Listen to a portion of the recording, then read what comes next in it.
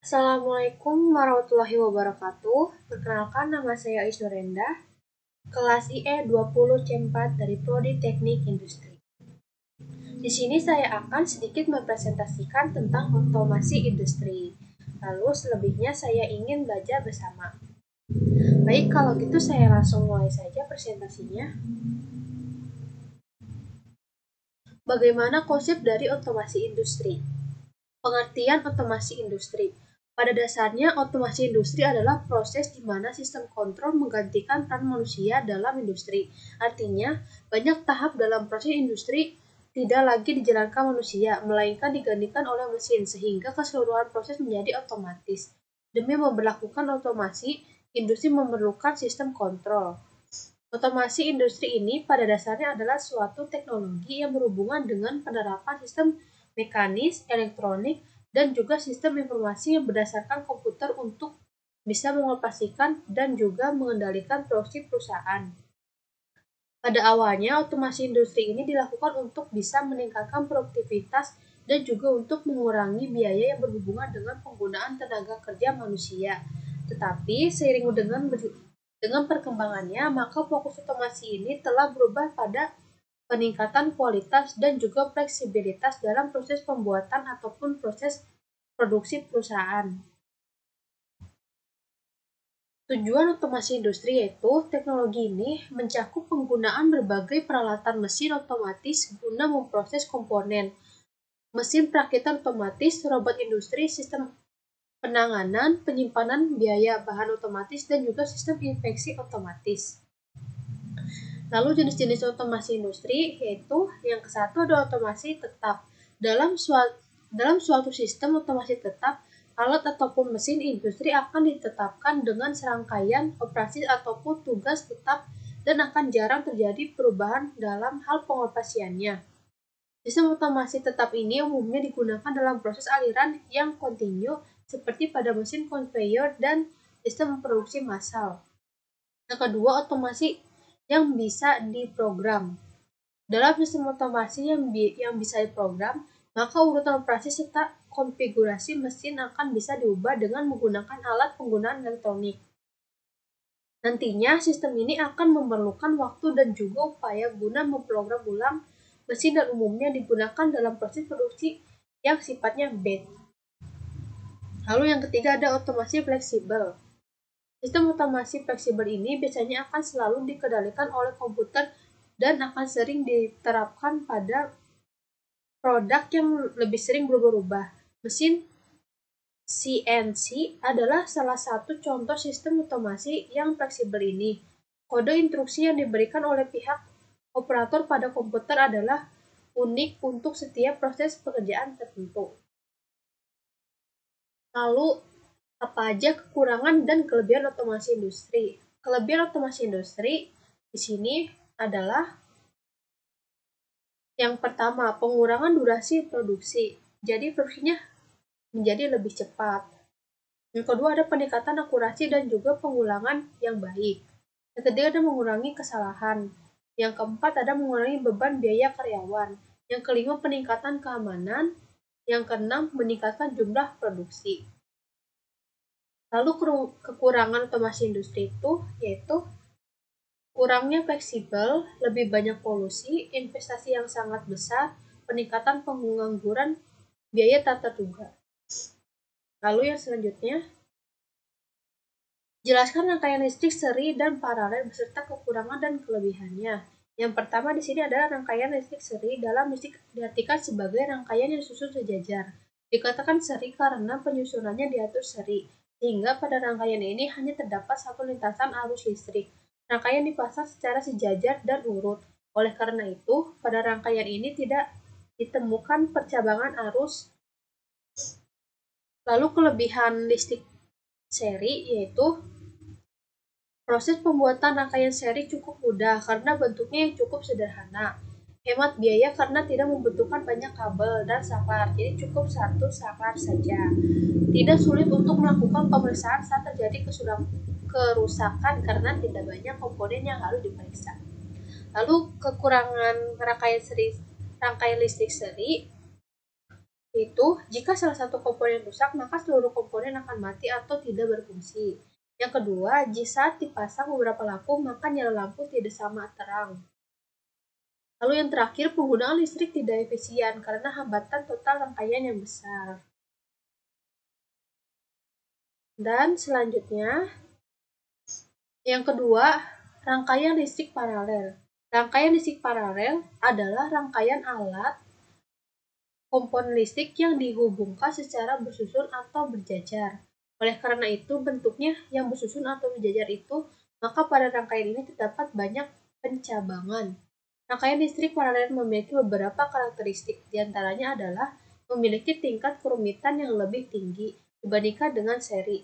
Hal ini terlihat pada saat penyusunan rangkaian listriknya. Karakteristik yang selanjutnya adalah setiap komponen memiliki besar tegangan yang sama, namun besar nilai setiap arus yang mengalir berbeda jumlahnya. Hal ini juga dipengaruhi oleh banyaknya jalan yang bisa dilalui oleh arus tersebut.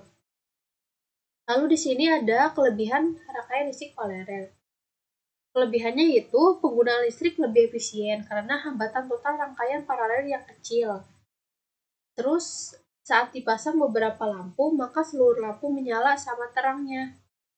Dan yang terakhir, jika salah satu lampu atau komponen rusak, maka lampu komponen yang lain tetap menyala atau berfungsi karena masing-masing bekerja secara bebas tanpa dipengaruhi komponen lain. Listrik paralel juga memiliki kekurangan, yaitu proses pembuatan rangkaian paralel cukup rumit karena bentuknya yang tidak sederhana atau banyak bercabang. Yang kedua, boros biaya karena membutuhkan komponen yang banyak kabel dan saklar. Semakin banyak percabangan, maka kuat arus akan semakin menurun. Nah, listrik paralel ini yang biasa kita gunakan untuk di rumah-rumah. Selanjutnya, pada tiap bulan kita melakukan pembayaran listrik. Bagaimana kita menghitung berapa rupiah atas penggunaan listrik tersebut? Berikut adalah faktor-faktor yang harus diperhatikan dalam menghitung beberapa biaya tagihan sebelum dibayarkan ke pihak PLN setempat. Yang pertama kita ketahui adalah golongan tarif listrik terlebih dahulu.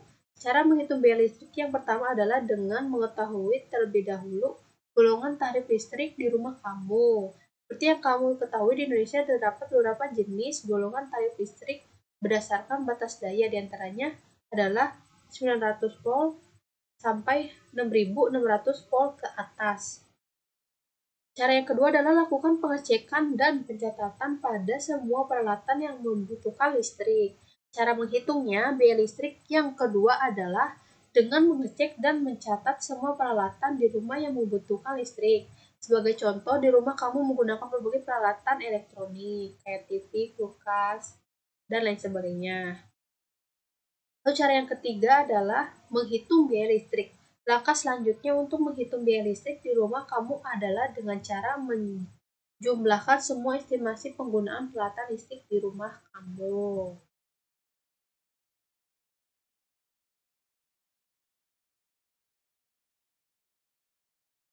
Selanjutnya di sini ada rumus menghitung biaya listrik. Rumus energi listrik. Setelah Anda memiliki data, hitung biaya penggunaan dengan rumus ini.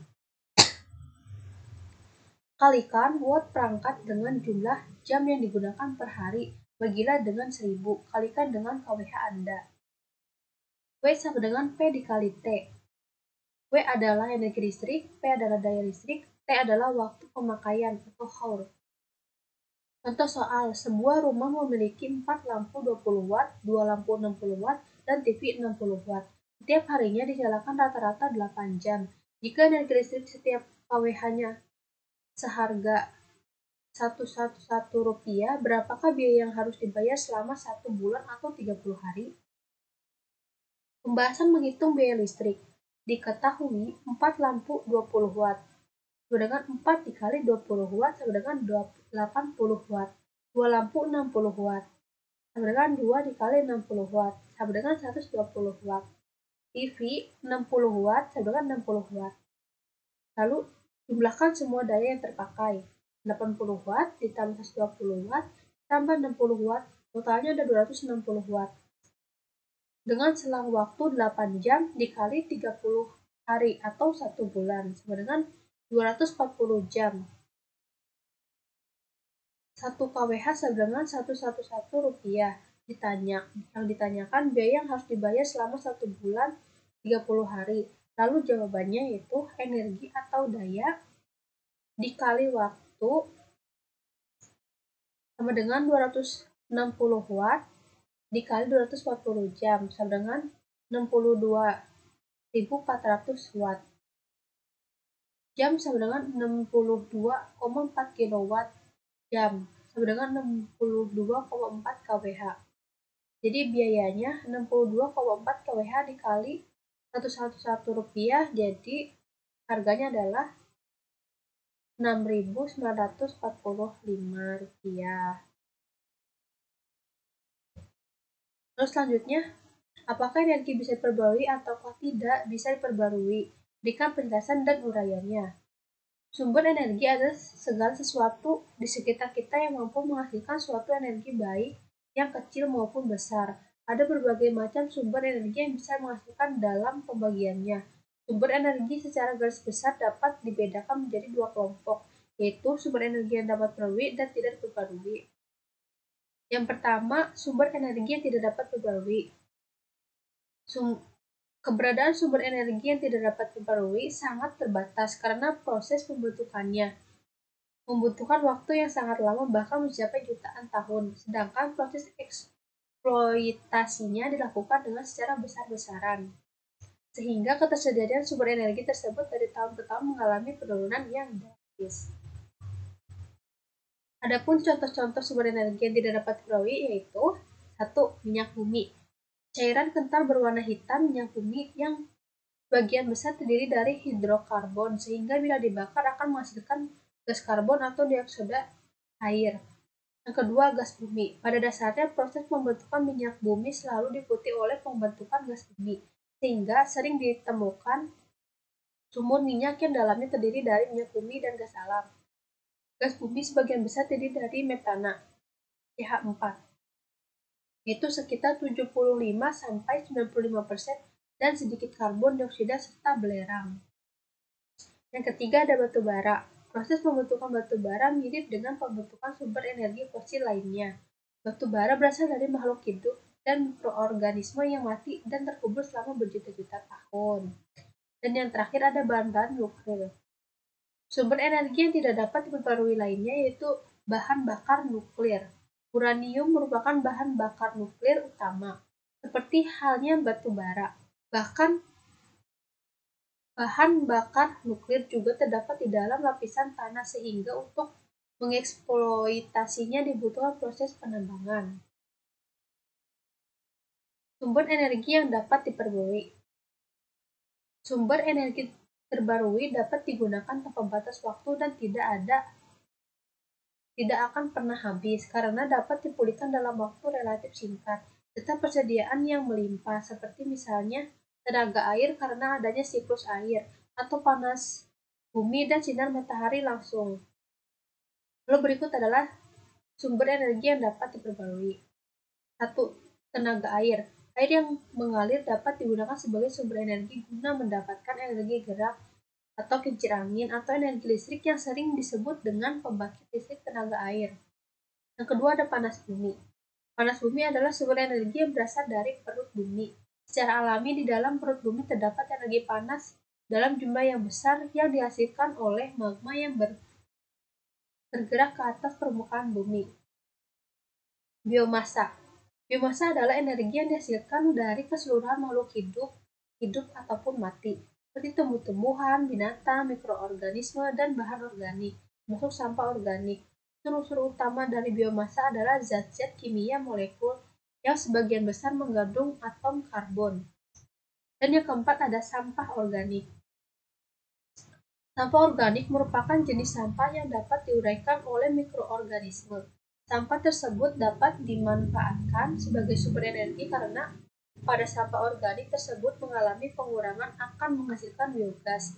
Biogas dapat menghasilkan energi listrik PLTG dan energi panas kompor gas. 5. Tenaga angin. Sumber energi yang satu ini sudah banyak dimanfaatkan oleh masyarakat, misalnya untuk menggerakkan kapal layar, dan menggerakkan mesin untuk memproduksi listrik atau kincir angin. Lalu yang selanjutnya menjelaskan tentang transformator. Pengertian transformator. Transformator atau sering disebut juga hanya disebut trafo adalah suatu komponen listrik elektronika yang terdiri dari inti, koil atau kumparan lilitan primer dan sekunder yang fungsinya untuk mengubah tegangan dinaikkan maupun diturunkan sesuai keperluan. Secara garis besar, trafo dibedakan menjadi dua jenis, yaitu trafo penaik tegangan listrik (step up) dan trafo penurun tegangan listrik (step down). Trafo hanya bisa bekerja pada arus listrik bolak-balik (AC, alternating current). Cara kerja transformator atau trafo. Pada sebuah transformator atau trafo terdapat dua atau lebih kumparan koil yang membungkus atau mengelilingi sebuah core inti yang biasanya terbuat dari besi. Kumparan-kumparan ini terpisah karena elektrik, namun terhubung secara magnetik melalui jalur yang memiliki reluktansi yang rendah. Kumparan-kumparan ini juga memiliki induksi bersama atau timbal balik mutual induction yang sama.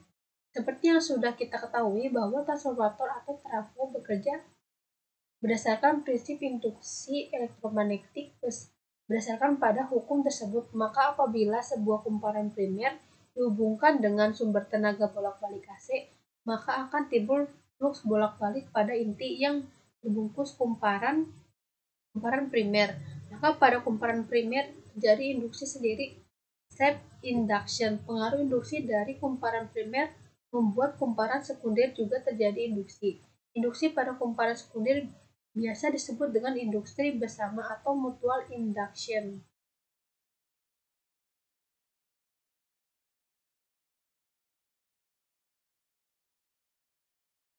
Selanjutnya adalah jenis dan kegunaan dari transformator. Trafo memiliki banyak jenis dengan jenisnya yang beragam. Fungsi trafo pun juga berbeda-beda sesuai dengan jenisnya. Berikut jenis-jenis beserta fungsi dari transformator. Yang pertama ada trafo step up. Trafo step up ini digunakan dalam rangkaian-rangkaian pembangkit tegangan pada perangkat elektronika, misalnya seperti trafo inverter, monitor LCD, trafo inverter, TV, dan lain sebagainya. Fungsi trafo step up ini adalah untuk menaikkan tegangan, dan itu fungsi trafo ini juga dapat digunakan dalam proses penaikan tegangan AC. Yang kedua adalah trafo step down. Jenis trafo step down ini mudah kamu temukan di toko-toko alat elektronik, sebut saja trafo 1A, 2A, 3A, 5A, dan lain sebagainya. Kebalikan dari trafo step up, fungsi trafo step down adalah untuk menurunkan tegangan listrik. Kamu dapat menemukan trafo step down dan pada power amplifier, speaker aktif, televisi, dan lain-lain. Semua peralatan listrik rumah tangga kebanyakan memakai trafo step down. Lalu yang ketiga ada trafo isolasi. Jenis trafo isolasi ini sering digunakan pada rangkaian inverter, yaitu rangkaian untuk mengubah tegangan DC menjadi tegangan AC dengan besar tegangan yang sama. Pada trafo isolasi, jumlah lilitan primer dan lilitan sekunder berjumlah sama, karena prinsip kerja trafo isolasi hanyalah untuk mengisolasikan tegangan tanpa menaikkan atau menurunkan tegangan sesuai dengan namanya. Fungsi trafo isolasi yaitu berfungsi untuk mengisolasi tegangan input dan tegangan output. Dari sini adalah contoh trafo step up, trafo step down, dan trafo isolasi. Selanjutnya, fungsi dari penggunaan transformator, distribusi dan transmisi listrik, rangkaian kontrol, rangkaian pengatur frekuensi. Trafo biasanya sering digunakan untuk menambah atau menurunkan level tegangan antar rangkaian. Trafo dapat ditemukan pada setiap energi listrik yang menggunakan alternating current (IC). Jadi jika ada elektronik atau sebagainya yang daya listriknya kurang atau melebihi dari kapasitas daya yang tersedia, maka akan dinaikkan atau diturunkan oleh transformator. Adapun fungsi transformator atau trafo lainnya yaitu transformator dapat digunakan untuk menaikkan serta menurunkan level tegangan pada sistem transmisi daya. Contohnya pada sistem transmisi dan distribusi. Transformator berguna juga dalam mengisolasi sirkuit tegangan rendah dari sirkuit tegangan tinggi pada gardu induk, juga sirkuit-sirkuit kontrol di industri. Transformator instrumen contohnya seperti transformator potensial dan transformator arus dapat digunakan dalam sistem proteksi, relay pelindung, dan meter indikasi, voltmeter, ammeter. Transformator juga digunakan dalam melakukan pencocokan impedansi. Dan selanjutnya, jelaskan konsep dari sistem proteksi dalam otomasi industri. Apa itu otomasi? Apa itu sistem proteksi dalam otomasi industri? Sistem proteksi tenaga listrik adalah sistem proteksi yang dilakukan kepada peralatan-peralatan listrik yang terpasang pada suatu sistem tenaga, misalnya generator, transformator, jaringan, dan lain-lain. Terhadap kondisi abnormal operasi sistem itu sendiri, kondisi abnormal itu dapat berupa antara lain hubungan singkat, tegangan lebih, beban lebih, frekuensi sistem rendah, asinkron, dan lain-lain. Manfaat-manfaat sistem proteksi yaitu menghindari ataupun mengurangi kerusakan peralatan-peralatan akibat gangguan kondisi abnormal operasi sistem. Semakin cepat reaksi perangkat proteksi yang digunakan, maka akan semakin sedikit pengaruh gangguan kepada kemungkinan kerusakan alat. Yang kedua ada cepat melokalisir luas daerah yang mengalami gangguan menjadi sekecil mungkin. Yang ketiga, dapat memberikan pelayanan listrik dengan keadaan yang tinggi kepada konsumen dan juga mutu listrik yang baik. Yang keempat, mengamankan manusia terhadap bahaya yang ditimbulkan oleh listrik. Sini adalah contoh current transformator. Ini adalah relay proteksi. Nah, yang selanjutnya, ringkasnya, proteksi dan tripping otomatik circuit yang berhubungan mempunyai dua fungsi pokok. Yang satu, mengisolir peralatan yang terganggu agar bagian-bagian yang lainnya tetap beroperasi seperti biasa. 2. Membatasi kerusakan peralatan akibat lebih atau overheating, pengaruh gaya-gaya mekanik, dan seterusnya. Koordinasi antara relay dan circuit breaker CB adalah mengamati dan memutuskan gangguan dan disebut sebagai sistem proteksi. Pertambahan arus yang berkelebihan menyebabkan rugi-rugi daya pada konduktor akan berkelebihan pula. Sedangkan pengaruh pemanasan adalah sebanding dengan kuadrat dari arus. Rumusnya, A sama dengan 1 kuadrat ditambah R dikali T joules, di mana H itu adalah panas yang dihasilkan, I adalah arus listrik, R adalah tekanan konduktor OHM, T adalah waktu atau lamanya arus yang mengalir, detik. Dan komponen-komponen sistem proteksi yaitu 1. Circuit breaker CB, saklar pemutus atau PMT. Yang kedua, relay. Yang ketiga, trafo arus, current transformator atau CT. Yang keempat adalah trafo tegangan, potential transformator atau PT. Yang kelima, kabel kontrol. Yang keenam, kartu daya, supply, baterai. Di sini ada persyaratan kualitas sistem proteksi.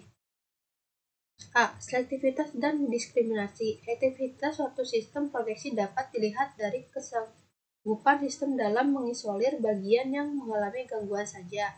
B. Stabilitas. Sifat yang tetap inoperatif apabila gangguan-gangguan terjadi di luar zona yang melindungi gangguan luar. C. Kecepatan operasi. Sifat ini lebih jelas semakin lama arus gangguan terus mengalir, semakin besar kemungkinan kerusakan pada peralatan. D. Sensitivitas atau kepekaan, yaitu besarnya arus gangguan agar alat bekerja. Harga ini dapat dinyatakan dengan besarnya arus dalam jaringan aktual atau arus primer, atau sebagai persentase dari arus sekunder, trafo arus. Pertimbangan ekonomis. Dalam sistem distribusi, aspek ekonomis hampir mengatasi aspek teknis. Oleh karena jumlah feeder, trafo, dan sebagainya yang begitu banyak, asal saja persyaratan keamanan yang pokok dipenuhi. Dalam suatu sistem transmisi justru aspek teknis yang penting. F. Reliabilitas, keandalan. Sifat ini jelas penyebab utama dari Outtake rangkaian adalah tidak bekerjanya proteksi sebagaimana mestinya. Operation. G. Proteksi pendukung. Proteksi pendukung backup merupakan susunan yang sepenuhnya terpisah dan bekerja untuk mengeluarkan bagian yang terganggu apabila proteksi utama tidak lagi bekerja atau fail. Di sini adalah kode warna resistor dan cara membaca nilai resistor 6 warna. Kode resistor warna resistor sebuah nilai resistensi yang ada pada resistor ditentukan oleh kode-kode warna yang terdapat pada resistor tersebut. Jumlah gelang warna yang ada pada badan resistor pada umumnya yang beredar di pasaran adalah berjumlah 4 warna dan 5 warna. Namun, pada jenis resistor tertentu terdapat 6 warna. Lalu di sini adalah tabel kode warna resistor serta nilai-nilainya. Selanjutnya adalah cara membaca resistor 6 warna. Membaca nilai resistor 6 warna sebenarnya hampir sama dengan cara membaca resistor 5 warna. Hanya saja ada penambahan satu pita warna lagi, yaitu pita ke-6 yang menunjukkan koefisiensi suhu dari resistor tersebut. Dan di sini adalah contoh pita-pitanya. Sama seperti resistor dengan 5 warna, ketiga pita warna pada resistor 6 warna menunjukkan nilai resistansinya, sedangkan pita keempat menunjukkan faktor kali atau jumlah nol. Pita kelima toleransi, dan terakhir pita keenam adalah koefisien suhu. Jadi yang ke pita keenam adalah koefisien suhu. Adapun tabel kode warna resistor 6 warna yaitu sebagai berikut. Ini adalah tabel resistor 6 warna. Sebagai contoh, sebuah resistor terdapat warna kuning, ungu, hijau, merah, coklat, dan merah. Berarti nilai resistor tersebut adalah pita ke-1 kuning sama dengan 4, pita ke-2 ungu sama dengan 7, pita ke-3 hijau sama dengan 5, pita ke-4 merah sama dengan 10, pita ke-5 coklat dengan toleransi 1%, pita ke-6 merah, koefisien suhu 100 ppm atau derajat Celcius, sehingga nilai resistor tersebut adalah 475 dikali 10 kuadrat sama dengan 477.500 sedangkan 47,5 dengan toleransi 1% dan koefisien suhu sebesar 100 ppm atau derajat Celcius. Dan di sini ada dari semua penjelasan di atas, untuk mempersingkat pembacaan resistor secara umum dapat digambarkan sebagai berikut. Nah, ini adalah gambaran tentang resistor warna. Ini adalah 6 resistor 6 warna. Baik, itu saja yang saya sampaikan untuk saat ini. Mohon maaf atas kekurangannya karena penyampaian saya banyak yang terbata-bata atau banyak kesalahan, mohon dimaafkan karena kebetulan saya sedang belajar. Saya di sini untuk belajar bersama kalian semua. Kalau gitu saya pamit undur diri. Wassalamualaikum warahmatullahi wabarakatuh.